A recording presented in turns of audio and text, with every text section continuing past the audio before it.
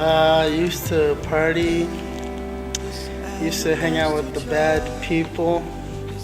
In my neighborhood, there was some gang members, and because they were people in the neighborhood, I hung out with them, which they weren't the best influences, but during that time, I didn't have a lot of friends, so they were the closest thing I had to friends. Like I would sit out on like the porch and drink beer with them. Once in a while, they would smoke marijuana. Once in a while, I'd give in. Before it was really going nowhere. Whereas I felt like I really didn't have a purpose or meaning at all. Just partying, drinking, doing drugs, just hanging out with the wrong crowd of people. That's pretty much it. I always knowing who God is, but nothing relational. I only wanted him when I needed something. It was a very selfish relationship. It was no relationship, it was just me wanting things from God. When I was my freshman year, so I was 15, and I started going to youth group. This is kind of like how when I accepted Christ. When I realized that trying to be perfect all the time wasn't happening, I kept failing, and like I grew up thinking that I was a good daughter and a good person, and I felt like, you know, I want to go to heaven. I don't steal, murder, or anything. I realized after the gospel was presented to me as a CJ that even if you seem like the most perfect person and you do all these great things, you're still selfish, and you're gonna continue to fail and try and be perfect.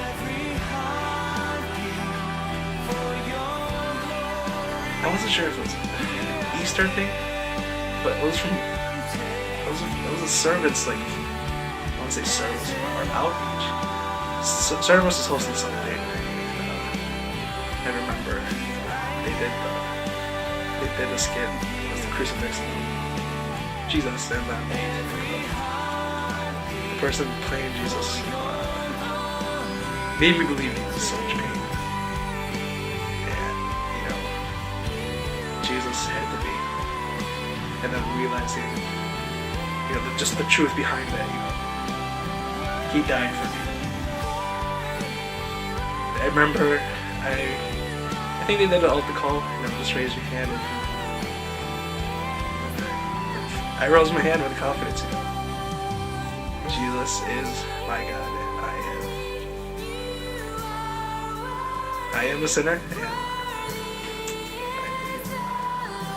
he has done for me. First time I ever felt that God died for my sins was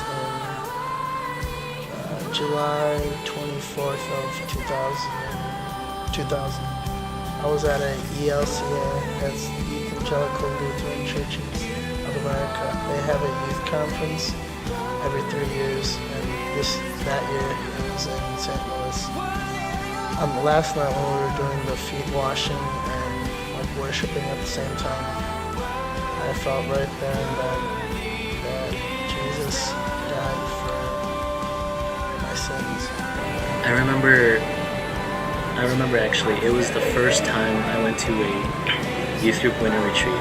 I just moved up to youth group from Sunday school. And I remember it was an altar call on the last night of the winter youth group retreat with Pastor Reggie was playing in the band and they were playing. And then he just called out, you know, some of you grew up in church, but have you truly dedicated yourself to Christ? Are you truly a Christian? And I wasn't sure because I grew up in the church, so that was the first time I could truly say that I dedicated myself to Christ and I prayed the sinner's prayer. Well, of course we can't really tell, like, you know, what God's plan is because He's the only one that knows the whole picture. But before I would be like, why is this happening to me? Or I would just be depressed. But now I have hope in him and I have faith. And he's doing something good in my life. Just trusting me more. I don't know. I felt a lot of changes. Just I've never thought I would be going to church Sundays, and just prayer-wise, I could really tell how much I've grown. Just how my prayer was my first year accepted Him, and up to now it's just changed, and I don't know. I'm just serving. For me, the biggest change that I've seen was my transition from Sunday school to youth group. I feel like when I did get into youth group, I took my relationship with Christ a lot more seriously. Seeing even the older guys and how they really responded to Bible studies and just prayer time, it really challenged me to want that for myself. And during that summer of 2005, I remember that was the year that I went into youth group. That's when I felt like I really changed and I grew. I started serving at the church, which was one thing that I tried running away from for a while. But I think that God has really put that burden in my heart a long time ago. And I've ran away from it, and I think I got really good at it, to the point where God has just really shown me, like, you come to me before and you asked me to place this in your heart, and it's always been there, and it's time for you to do something about it. And I think that He's really impressed in my heart a lot of that.